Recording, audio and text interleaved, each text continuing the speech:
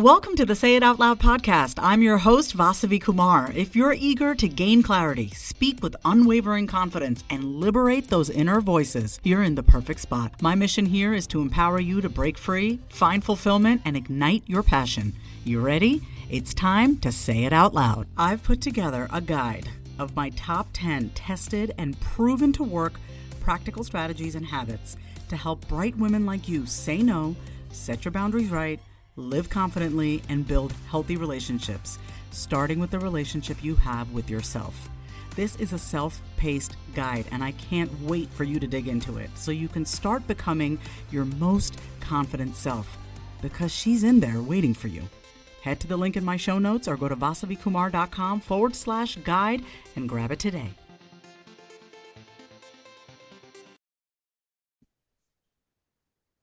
Welcome back to another episode of the Say It Out Loud podcast. It is me, Vasavi. Okay, listen, if you've ever been called too much, too loud, too emotional, or just too damn honest, this episode is your permission slip to stop performing sanity and start being seen in your sacred chaos.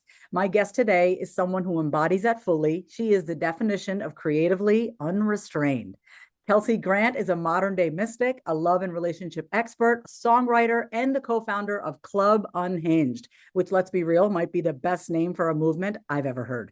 So she's here to talk about what it actually means to unhinge from the paradigms that keep us small in love, in business, and in our creative expression. So if you're ready to explore what happens when authenticity becomes your strategy, when visibility becomes your spiritual practice, and when pleasure becomes your productivity, then turn the volume up. This is Say It Out Loud, and today we are getting unhinged. Kelsey, thank you so much for being here today. How are you, my dear?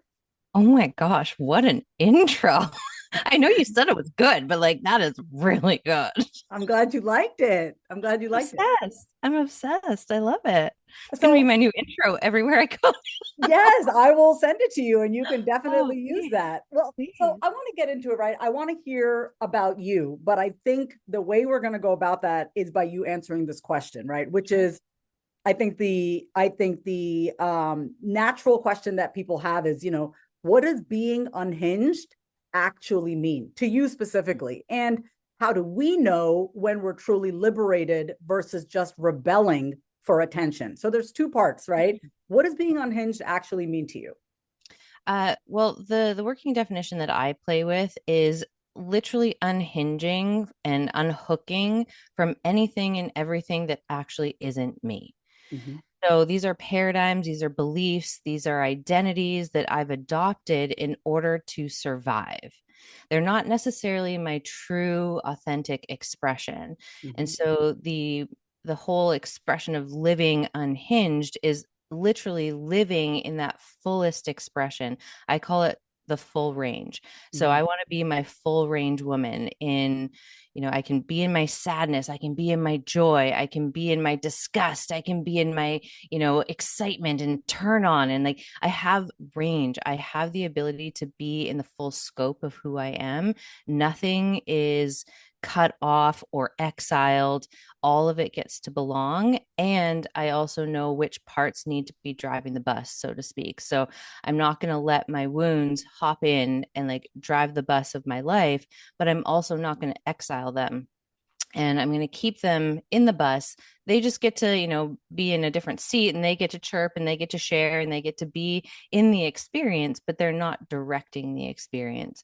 So for me, it really is about getting intimate with all parts of who I am, and just essentially going through this inquiry of what is true and what isn't true, and what feels like expansion and what feels like contraction. Mhm.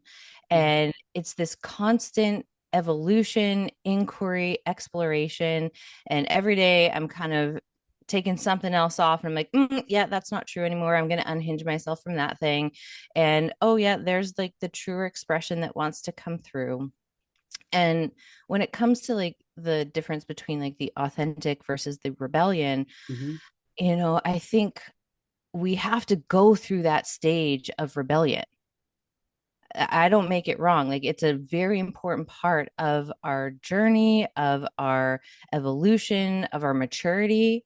I like to think of it as like the adolescence of self development. Like you Yes. have to go through that phase to fully properly develop and kind of test where those edges are, because the only way you really know it's authentic and true is if you kind of go into it, and then you'll get feedback. Mm-hmm. You'll get feedback from life, you'll get feedback from other people, you'll get feedback from your body. And that's how you start to really fine tune the dial of like, ooh, what's actually authentic liberation versus like, I'm just rebelling and like, I'm just like, I can which, so relate to this because I'm 43 now.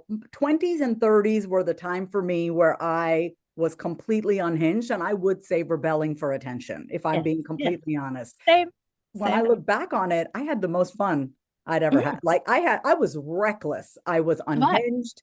It taught me so much. And I love what you said. Like, we're just getting information from life, from the people that we are interacting with. Like, all of it was just information for me. So I really love that distinction that you said between being truly liberated versus just rebelling for attention. So basically, what I want my audience to hear is that reinvention isn't chaos, and it doesn't have to feel chaotic. It's Mhm. literally choosing truth over performance moment Yeah, to moment. absolutely. So, And you oh yeah, only sorry, go ahead. Go ahead. Yeah. I was just going to say, like, you only get to that distinction by choosing the performance. And Yes. you learn what that feels like in your body. You have to go through it. I Mm-hmm. don't want to skip over that because those seasons where I was performing authenticity versus now just embodying it, those were very important seasons because I got to feel what the contrast of the I guess the performance, what that feels like in my body. So anytime now, as Kelsey Grant, 43 years old, who walks through the life mostly like in her authenticity, when I slip, because humans are going to slip, like we're human. And when I slip into it, it's very obvious because I can feel the somatic distinction in my body. I'm so So I glad you just brought this want to up. say that. I've been talking a lot about, especially inside the Out Loud School, which is my global monthly membership. I talk a lot about the bodily sensations. And I Mm, said this to my members the other day. I said, y'all aren't afraid of doing the work. You're afraid of the sensations that it brings up in your body because it feels unfamiliar, and it feels actually familiar to something that happened in the past. So I love that you brought up the somatic experience, because long gone are the days where it's just mindset work. It's right. not just a mindset issue, right? This is literally, it is a physiological, somatic experience that you are having that is stopping you from being your most authentic self, not in a more performative kind of ways. And I love that you said that. Like, you slip, we all slip with our authenticity, right? When we're around certain types of people. Yeah. Or if I just haven't had a good night's sleep Yeah. and I haven't like eaten a good couple meals, like I am going to slip into like an old version of myself. Like it's just going to happen. And Yeah. that's okay. Yeah. And to me, the point of life is not eradicating that. It's being able to work with it and being more mobile. So, like, when it happens, I'm aware, I feel a sensation. I'm like, oh, I know what this means. And now I have choice to either continue to play that out because sometimes I do. Yeah. Sometimes I'm like, I just want to be a bad bitch today and not in a good way. Like, I just want to be a fucking bitch. And I I get just it. I want to feel sorry for myself and like, eat Doritos on the couch. Like, that's just how it's going to be. And then there's a moment where I'm like, okay, we're going to shift and we're going Yes. to get back into like the full range, like be locked in your true self-expression. Like we're going to get back on the train, go Yeah. for a walk, have a shower, like sort yourself. It's okay. I do this Okay. all the time when I'm like, if I'm in a bad mood, and I'm rarely, like, anyone who knows me, I am rarely in a bad mood. Yeah. Okay. But when I am in a bad mood, I am like, we're just going to stay here for a little bit, Yeah. because I Same. always try to avoid being in a bad mood. So it's actually healthy for me personally to like sit with that feeling for a little bit rather than trying to like tie it up with a bow, or this feels weird. So I really like that you said that too, is just allowing ourselves to be with whatever experience. And it doesn't mean eradicating those parts of ourselves. So I want to shift into part two of this conversation, which is really about the paradigm breaking and visibility hangovers. I Mm. actually had someone inside the Out Loud School. She's an older woman, lovely older woman. And she said she hosted a workshop and she had this visibility hangover. She's like, I did this workshop and now I feel like hungover. What is Yeah. going on? So I wanted to ask you this. um, because I talk a lot about visibility, obviously in the school, on the podcast. For you personally, Kelsey, when has visibility felt unsafe for you? And how did you rebuild that sense of safety in your body and your business? Mm. Let's take a quick break. Having been in therapy since the age of 12, I know firsthand just how powerful the process of finding the right therapist is. Going to therapy and talking things out with my therapist has made me happier, clearer, and most importantly, I have a plan for my mental health. I have tools to be able to communicate with others, and also the tools to cope when life gets hard, which it does. So let me ask you a question. Is something interfering with your happiness or preventing you from achieving your goals? Regardless if you have a clinical mental health issue like depression or anxiety, or if you're just a human who lives in this world who is going through a hard time, therapy can give you tools to approach your life in a very different way. And that's why I'm excited to tell you about today's sponsor, BetterHelp. BetterHelp's mission is to make therapy more affordable and more accessible. And this is an important mission because finding a therapist can be really hard, especially when you're limited to the options in your area. BetterHelp is a platform that makes finding a therapist easier because it's online, it's remote, and by filling out a few questions, BetterHelp can match you to a professional therapist in as little as a few days.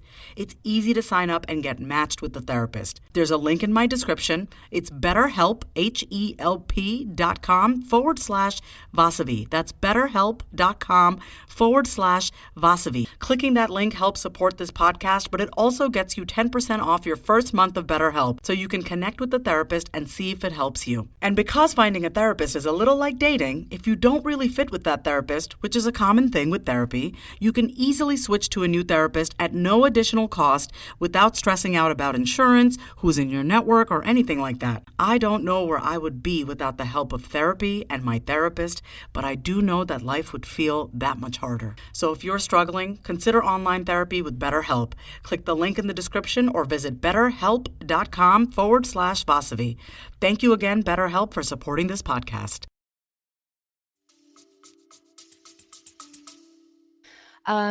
Where it comes up the most, I think, is when I'm actually performing my own music. So Mm, that's when it feels unsafe because it's so vulnerable. yeah.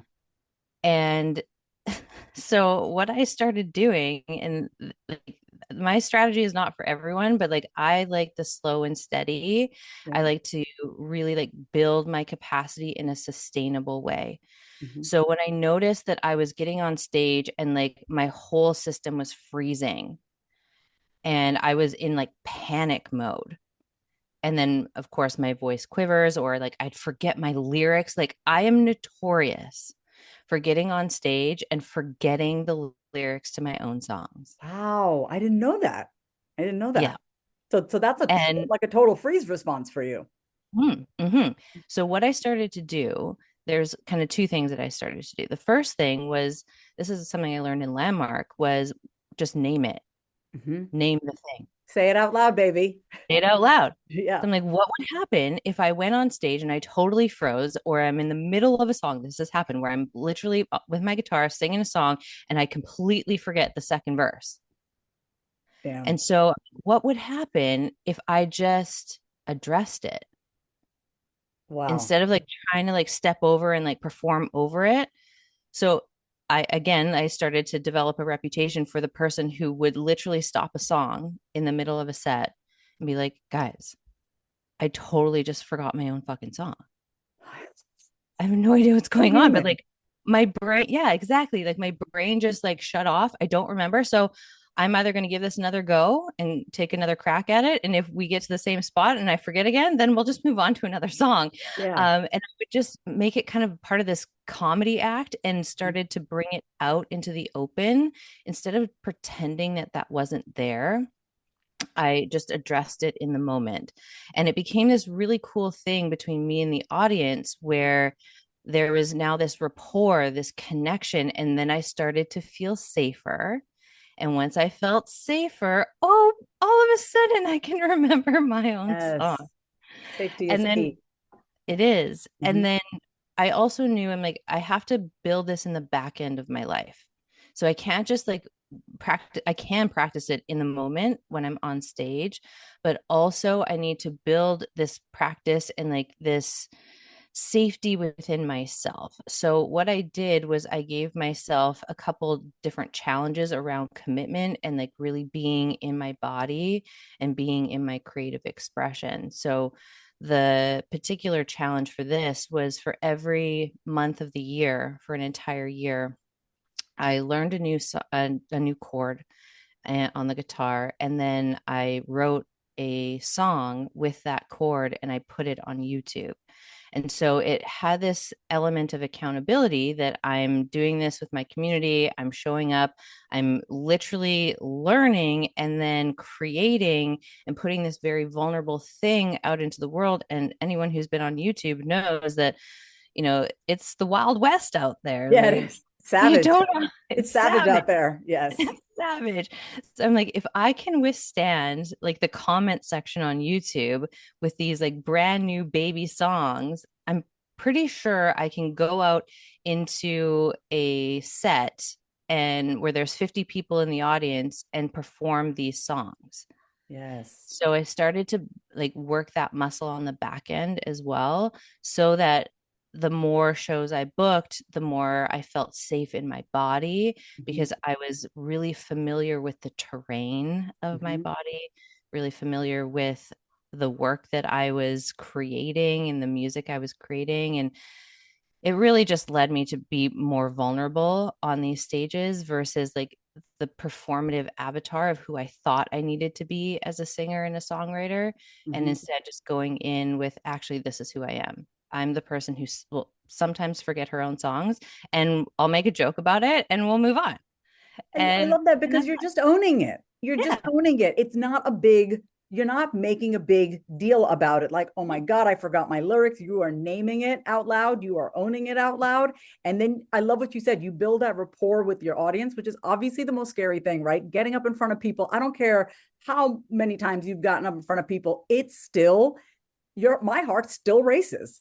Even before I get on a podcast interview, just a little bit. It's just a little bit of like, I got to be on. There's this feeling of being right, right. on. And I love that you shared that, this is a somatic experience and the practices that you have done so that you can now get up on stage. And if you forget a lyric, it's just, guys, I forgot my lyric. And then you keep it moving.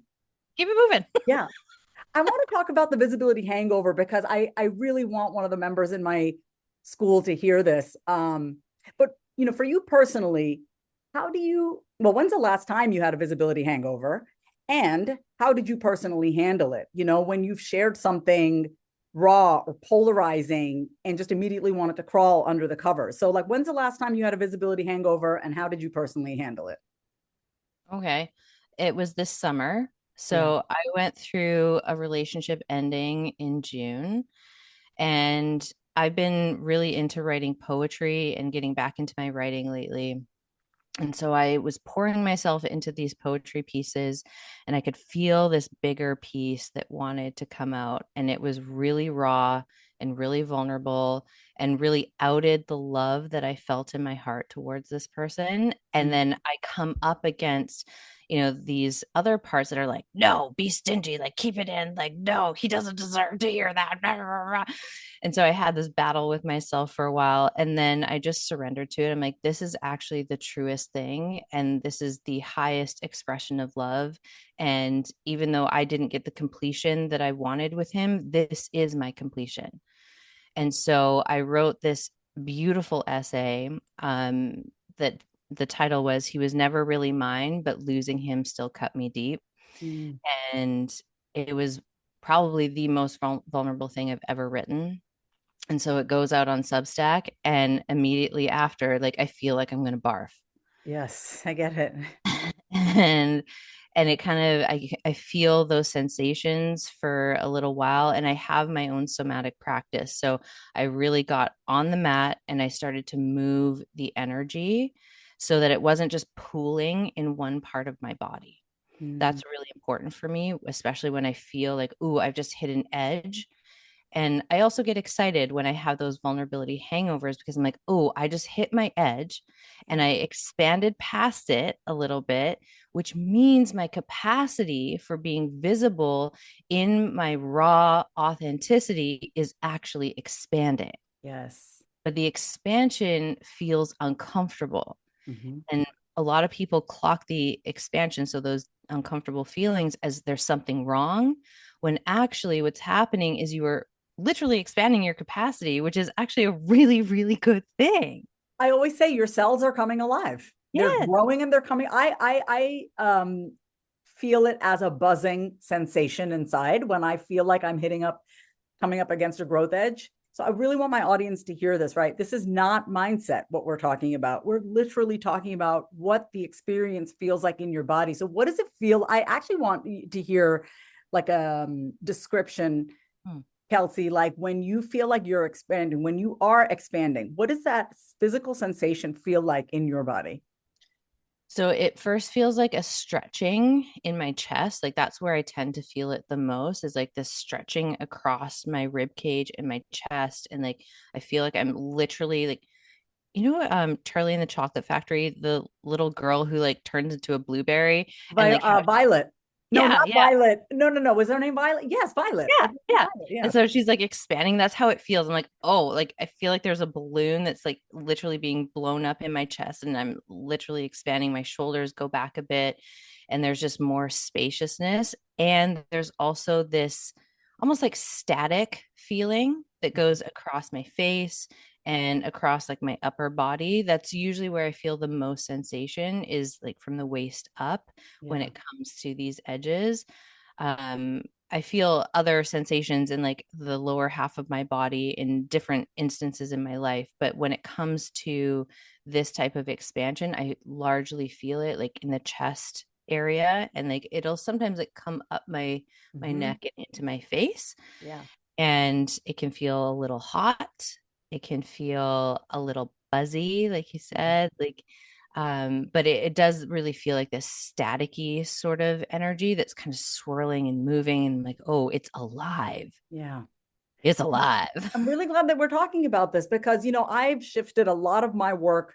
I mean, I've been doing this for 15 years. You've been doing this for a very long time. It was always about mindset for me Right. Yeah. until I hit my edge and I'm like, this is not about mindset anymore for me. Right. So I had to go into my body. And what's really interesting, I grew up Hindu. So that's the religion that I was raised in. And my mother always raised us and said, you have a body, but you are not the body, which I Mm. understand on a very philosophical level. I understand what she means because at the end of the day, this body's gone.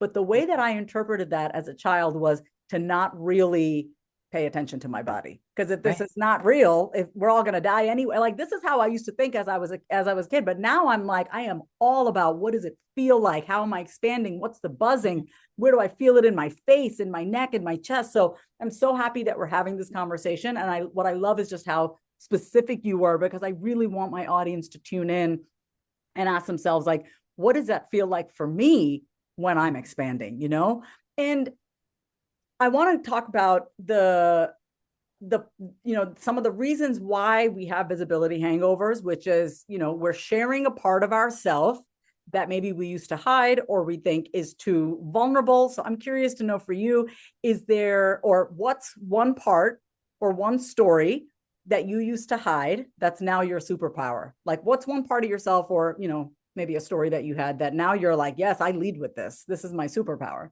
Mm-hmm. A lot of it will be like the relational terrain that I've been through. Yeah. So I went through a really rough, emotionally abusive relationship where there was tons of infidelity, and it literally took me to the bottom, I like know. bottomed me out. And I look at photos of when like when I first started the relationship versus when I ended it, I'm not the same person, and not in a good way. Like you can literally see all of the life was like drained out. And so for a long time, I carried a lot of shame around that because, it was a very public relationship, Mm-hmm. and the way that it ended was awful. And then he got involved with a marriage and family therapist. So there was all of this like secrecy and hidden energy around it. Mm-hmm. And it took me, I started dating someone new in 2017. And when I told him what happened, he was like, what the fuck? He's like, that's so fucked up. And it was the first time someone in my life was like, that was fucked up. Mm-hmm. because everyone else in my life was a part of the community where this was happening inside of, and they were all playing, you know, like they don't want to Both lose their sides. business partner. Yeah, Yeah. like, and they Yeah. don't want to say anything like he didn't do that to me. And I'm people are so I just want to, pause this, but people are so fucked up. You know what I mean? so Like fucked up. call it what it is. I can't, Right. I can't stand this. Like, well, he didn't do anything to me. Bro, if he's literally treating people like this, you're next. It's Yeah. gonna happen. And it's just like, why would you want to associate with someone who treats anyone that way? So I'm really sorry you had that experience, but it looks like you really alchemized it. Yeah. And it took some time. And our mutual friend Sylvie was a huge part of that. Like she also came into my life at that time, and just her energy is so soft and so loving and Oh, warm. I'm like, oh, I like know, I I'm know. being held in the womb of She's so love. soft. I'm actually gonna go see her in February. I'm going to California. Oh, Yeah, amazing. yeah, I'm excited. Amazing. Yeah. Yeah. And it was one of those things where of course the right people came into my life that helped me like rebuild myself and rebuild my sense of self. And it was one of those things where I'm like, I'm probably never going to talk about this. And now I can't stop talking about it. I'm like, this Yes. thing happened. And it's not so much about the details of what happened between him and I.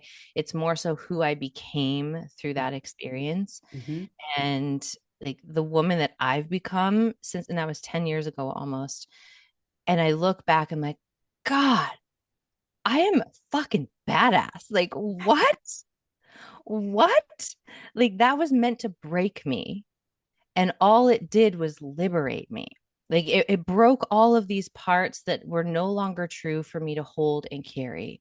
And it literally like cracked me so wide open that I could finally get in touch with the truth of myself Mm-hmm. and build a life that was really authentic for me, and really claim the things that I want for myself in my life. And I'm just more unconventional.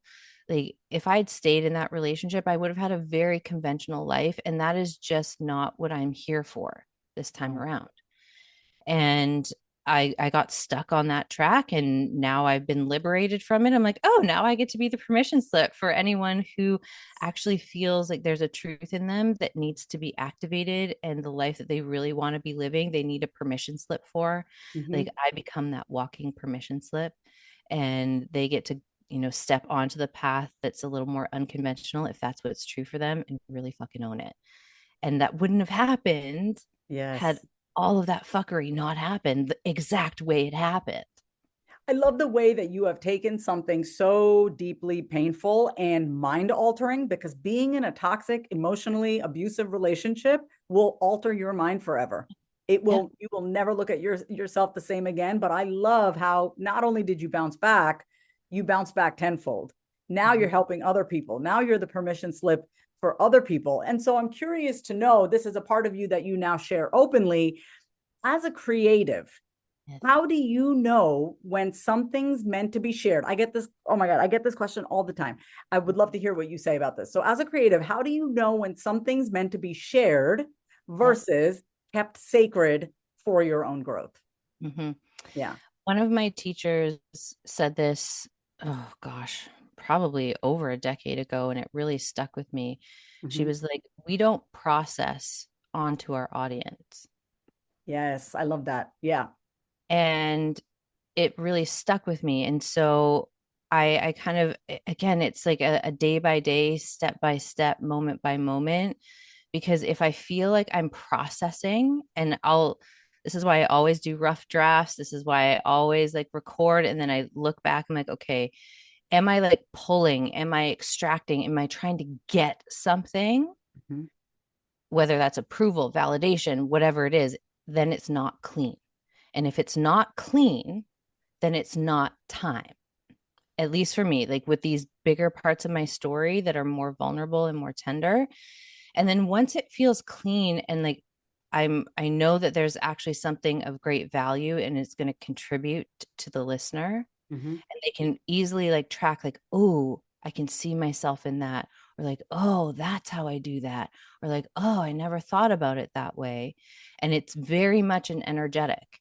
Yes. It we can't be living in our head and also feel the energetic distinction.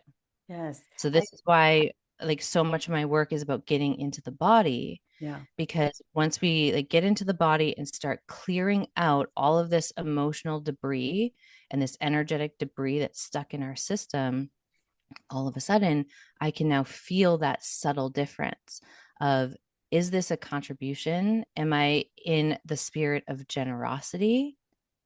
Or am I in a more extractive position where I'm trying to pull or extract something from my audience? And that's how I play the difference. Yeah. And it does mean that there are some things that will probably always stay in the vault and or like in my inner circle. Yeah. And as a creative, it's something that I say to my clients all the time. Like, you do not need to fillet your life for social media consumption. Yes. Thank you so much for saying that. Thank you for saying Like, that. Yeah. there are things that get to be sacred and that get to be yours, and not everything needs to be fucking content. No, you do not need to And document every aspect of your life. yeah, And I love that you said it feels clean, like when you share it. The word for me that comes to mind is neutral. Like I'm totally neutral around it. There's no charge around it. I'm just so, like, for example, I don't know if you've noticed, every month on the 22nd of every month since May, I record a video honoring my dad because he died on May 22nd. So the 22nd of every month for this next year, I drop a video talking about my grief journey. And it feels so it's not even a release. It just feels like, here's where I'm at. It just yeah, feels so like, this is where I'm at. It's not like reporting, but it's more so like I'm inviting you into the conversation. How's your grieving journey going? It doesn't feel like dumping on you. There's no energy around it. It's all neutrality. I really love that distinction that you made here. yeah, it Yes. makes such a big difference. Like, because I can feel it as someone who's on the internet and, consuming as well. I can always feel when someone's dumping, Yes. someone's pulling, because it feels like they're literally like sucking my face off. And I'm like, what is happening in the energetics of this exchange? I do not consent. So for me, the way that I will literally not, I will stop listening if their voice is just like, you can tell that voice is Yep. charged with heaviness, with I need approval. I can tell by the tone of their voice. And I'm like, Yeah, I can't listen to this. I same, just can't. I just can't do it. So great same. conversation. I love that we're having this I'm conversation. obsessed. Okay, I'm going to go back to this other question here that I had for you. What is self-help teaching you think actually keeps women small? I can't wait to hear what you have to say about this. Yeah, what is something in the self-help field, and please take your time with this, but what is something that's like, oh, this actually keeps women small? Oh, I have one actually. I can't wait to hear yours. Yeah, Oh go ahead. gosh. Yeah, I have one too. I was like, what? Yeah, I have one. Yeah, go ahead. Um, well, I like the instinct that I have is like any conversation about mindset, really, of like living from the neck up, and Yeah. like everything is up here, and like it's just your mindset, and being so disconnected from the womb and from the pussy and like your sexual energy and being landed in your body. It drives me absolutely batshit crazy. Yeah. As women, like if we're completely disconnected from our feminine energy in our womb and our body, like we can't actually access the full range of our magic and our power and our alchemical energy. Like women are the OG alchemists, in my opinion. Like you literally become four different women every single month, and like there are these really beautiful aspects to your expansion and your expression. And so much of the personal development industry is designed by men for men. And so it takes like even like productivity stuff, like you should be the same every single day. And that drives me insane. I'm like, as a woman, no. We wake up different. I wake up a different person every day. Every Every day. day. I don't know who the hell is going to wake up. I just Exactly. here we are. Exactly. Yeah. Here we are. And so I think something that I've noticed in my practice over the last 15 years is that women will burn out when they follow those, very trendy social media, pop therapy sort of trends, because those are designed for a masculine system. Mm-hmm. And I have to do a lot of work with them to unwind that and get them in right relationship with their feminine body and their feminine physiology, so that they can design a life that actually fits for their feminine energy. And that doesn't mean being like this passive fucking princess and laying back and be like, life, take me. No, you Yeah. still get to be an active participant in your life. It just means what we're doing at different stages of your cycle is different. And we're just really intentional. And it gives it dynamic and range, and like there's this heartbeat and aliveness that Yes. happens, and like, oh yeah, like when I'm what I call crunch week, when I'm on crunch week, so right before my period, Yep. I know that I should not be booking meetings. I should not be booking interviews unless they're people that I really love and I know that we're going to have like a great conversation no matter what. But like anything that feels a little like, I'm like, Don't do it. don't do it. Yeah. Don't do it. Don't do it. And I plan my life according to my cycle. And I think that's one of the big things that is kind of tied to that mindset work, because mindset is not in the body. And what I'm talking about is being in right relationship with the body. Mhm. And when women especially hear those types of messages, I think it really fucks them up, and like it has them go down this path. And listen, we're always going to find our way to where we're supposed to be. Mhm. um but also I love seeing women glow and thrive and like be in their full range expression. Yeah. And it can't happen when we're stuck in our heads, and it can't happen when we're disconnected from our body and our cycle and our essence as a woman. So that would be my answer. And I love this answer. And it made me think about how you call it crunch week, Yes. leading up to your period. I have a rule. It's all in my calendar. And I also have like a tracking thing that I do. But I do not make any decisions for my business leading up to my period, because leave it Right. up to me, I will burn everything down. Everything sucks. And nothing is right. Like I am so dramatic leading up to my period. Like everything feels wrong. And so Right. it's just it's knowing that about myself and having that awareness and Yeah. having boundaries with myself. Like, no, we are not making any business decisions 3 to 4 days leading up to the period. That's it. We 100%. just don't make any of those big decisions. So I love that you were Can I talking about. say something funny about that? Yeah, go aheed. Like I used to couple or do couples counseling, Yeah. and like clockwork, every single heterosexual couple I worked with, um, and when we started tracking her cycle, we would see that every single time she tried to initiate a breakup was during crunch week. Oh, So it's like it's trackable data. Like yeah. these are like hundreds of couples that I've worked with over the years, and we can track it in every single one of them. So I love that. Like, and that's very similar counseling that I would give. Like, don't trust the impulses that happen right before your period. Like, I don't think you actually want to break up with him, but you might need to have a little retreat away from him. You Yes. know, maybe have your own little room and like have some alone time. Like, there's a signal there that your body's trying to get information to you, and like there's a certain need that you might have that you're overriding. Yeah. But let's be careful to not like drop the bomb and blow up the relationship, and then your period comes and you're like, oh, snuggle me, love me. I'm sorry, I didn't mean it. So speaking of, love, and let's just talk about sex too and creative energy in your world. How do love, sex, and creativity all intersect? Where do they feed each other and where do they clash, or do they not clash at all? So yeah, how do they all intersect? Love, sex, and creativity. For me, they're always dancing. Like, and I think it's because I'm just obsessed with all three, and they're areas of life that I love to dance in and explore and learn and play with.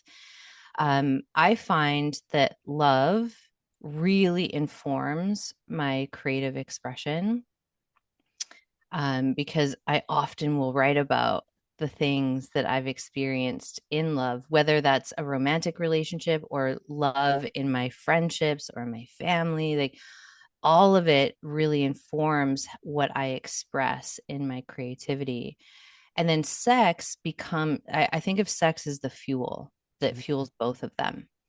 And without that sexual energy and that sexual fire on, my creativity goes dark. Mhm.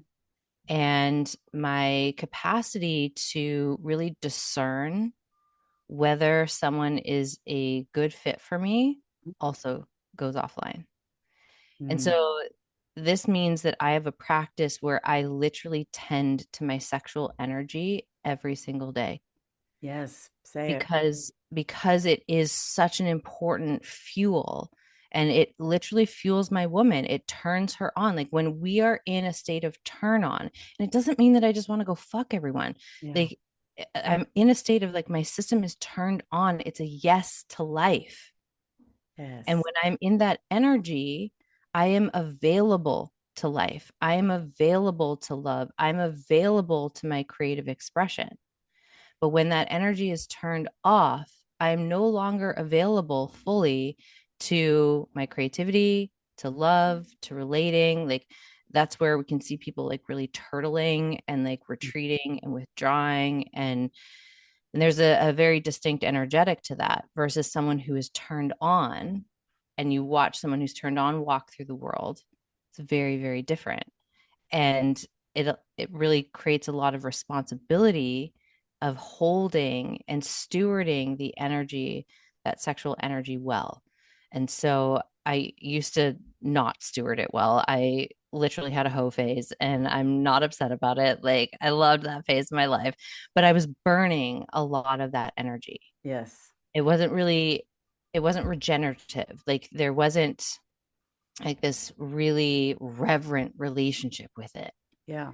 And so now as I like have this new containment for it and this new relationship to it, I'm like, oh, now I can like really direct that into this song, or I can direct it into this poem, or I can put it into a piece on Substack, or I connect to that energy before I record videos. I experiment all the time.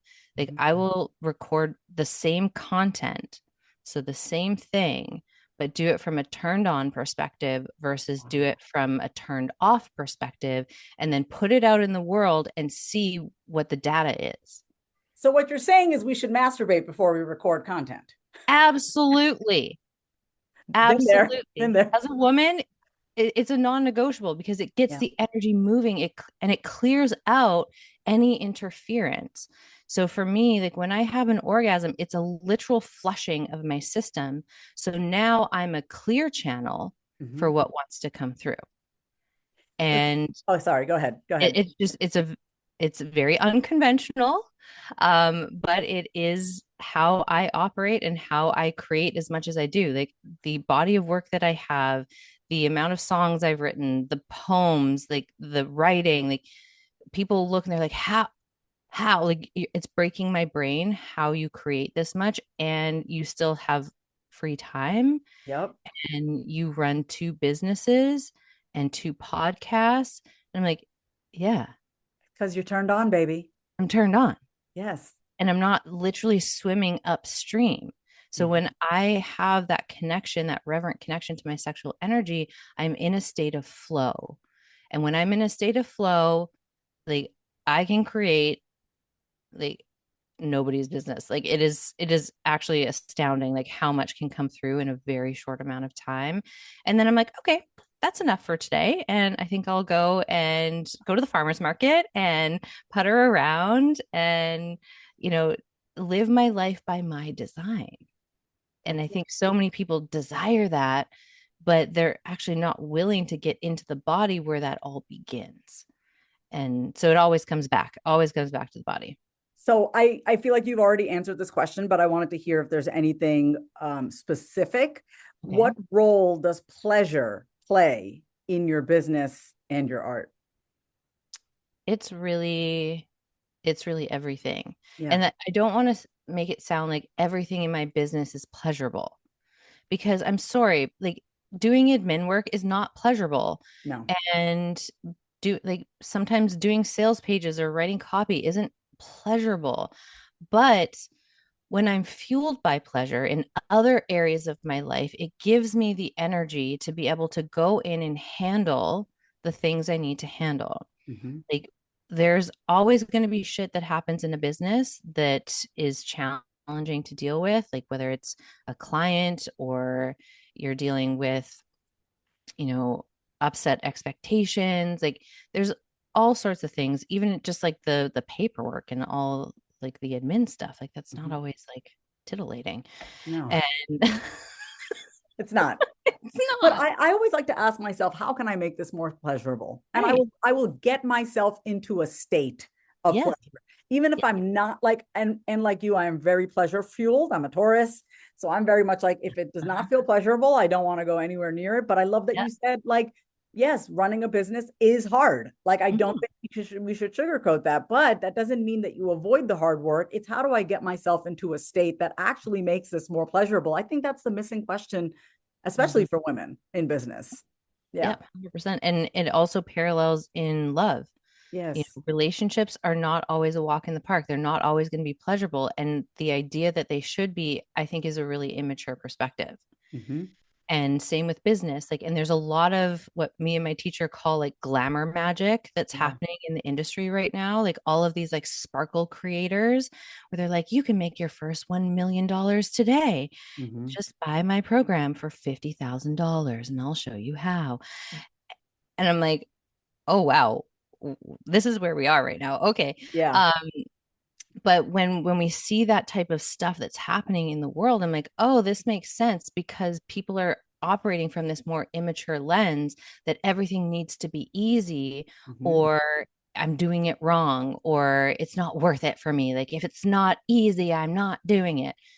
Okay, entitled toddler, like Have fun with that. Good luck fun with with that. that. Yeah. Have fun with that. Like, Yeah. and those are the creators who don't even last, a year in the industry.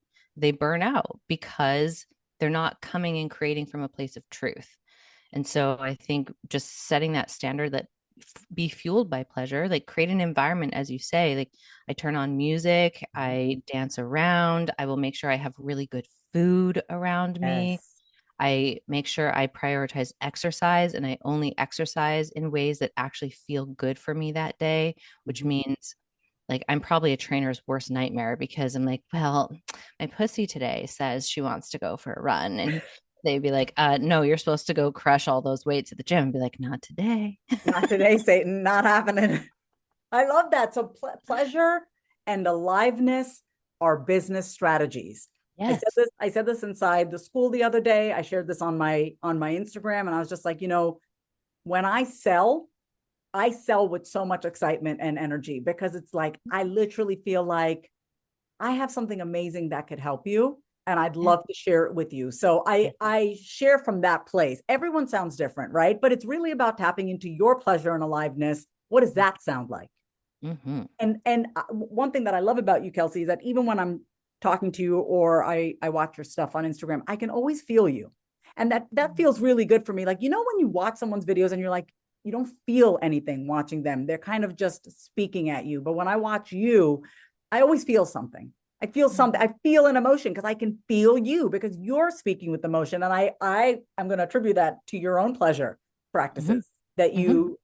that you do on a daily basis. So I want to wrap it up by asking you, what is the truth you're currently saying out loud that still feels edgy or raw to speak? Mm-hmm. I love this question. Damn. It's a good That's such question. a good question. Jeez. And of course, like I'm having a moment where my mind goes totally blank. Okay, take your time. um, what is the truth that feels edgy right now? The thing that I've been really sitting with lately is it's kind of like this energetic of the witch Yeah. and like the exiled witch. Mm-hmm. And the exiled witch is a woman who is generally like unconventional, walking her own path, not really plugged into convention, and bringing that, being on the outskirts of the city and like you're banished to the woods and kind of bringing that into the mainstream. And it feels edgy because it has me bump up against a lot of religious programming that is coded into the matrix. It's not my own stuff. It's literally all of these belief systems that I feel are like these like tendrils and like they're in there and they're like hooks. And I'm like, okay, so we have a lot of like patriarchal programming running that is not even, we're not even really aware of it. and it's choke holding your expression and your ability to be a well-fed, well-fucked, well-loved woman, which is like my whole new container that I'm working on for the new year, because I'm like, it's time. It's time to reclaim those pieces and that energy of being the witch on the outside. I'm like, no, I'm the witch on the inside, Yes. and I'm really like holding that. And yes, I'm going to really upset a lot of that religious programming in the world that is like, there's only one God and like Yeah. you need to sacrifice yourself for him. And we're seeing like a resurgence of that right now in this particular timeline. And sometimes I feel like I'm walking in a world where I don't really belong. Yeah. And that I'm like, is everyone just like plugged in to this matrix, and who's unplugged? Like who's unhinged? Because like how are so many people not seeing the mess and the Yeah. fog? And so I guess there's like a couple threads in there, but it really comes down to like really standing for the truth and standing for the things that are uncomfortable for people to see. Like the amount of times that I've used Donald Trump as the perfect example of shadow work, Yeah. like it's my favorite tool, like my Yeah. favorite tool, because no matter how you feel about him, it's going to bring up these parts of your personality that you defend to the death. Yes. I mean, And those yeah, go those are ahead. the parts that interfere with intimacy, that block the true flow of your creative energy, that block the flow of love, all of these parts that we defend, and that we're like, this is who I am and that's it. Like all of this identity work is really like an edge for me of like kind of disintegrating these false identities so the true essence of who you are can come out to play, and like that can be the thing that creates your life alive. I have to ask you a follow-up question. So, Okay. putting something edgy out into the world, I want my audience listening to this like you have a new offer that you want to put out into the world. You have a Yeah. podcast and it feels edgy. How do you mentally, emotionally, and energetically prepare to put something out into the world that's polarizing, triggering, and Mhm. edgy for you? Yeah. So very similar to like what I was talking about at the beginning, I kind of edge my way in. Mm-hmm. And so I build my capacity slowly. So what that might look like if I'm preparing to put something out in the world that is like really going to rattle some feathers and some cages, I will start going into like people's comment sections and practicing like little moments of like truth telling or challenging people. Mm. And so like I get in the energy of like holding that discourse, holding the projection of like, I don't like you. I had a woman do this to me yesterday on Threads. And I'm not someone who is going to like sit down and like play the nice girl. The people will be like, what you said is not very nice. But it's real. And that's what I said. I'm like, well, you misunderstand me. I'm not here to be nice. I'm here to be real. I'm Mm-hmm. here to be honest. And she's like, yeah, but what you said, like the truth is so harsh. I'm like, well, yeah, because sometimes the truth is harsh. And She must not have been raised by an Indian immigrant mother. I'm just like harsh. Like you're are you kidding me? and like what I said, like was not harsh. It No. was cutting, like it cut right to it. And I Yeah. think that's the thing. Like people aren't used to someone being direct. Mm-hmm. And when someone's direct, especially in all this nice girl culture of like, you need to be performative and like the perfect ally and all these things. And it has you abandon parts of yourself in order to maintain those identities. And so when someone comes in and cuts, like with a thread of truth, it rattles all of that performative programming. And Mm-hmm. so I knew that that's what was happening with this woman. And the fact that it happened, I was like, oh, this is good. Like the fact that this is coming in, it means like I'm actually getting prepared to put this new offer out in the world. Because when I'm in a season where it's a little smooth, or like there's no one kind of like, hey, what you're doing, you're dangerous white bad woman.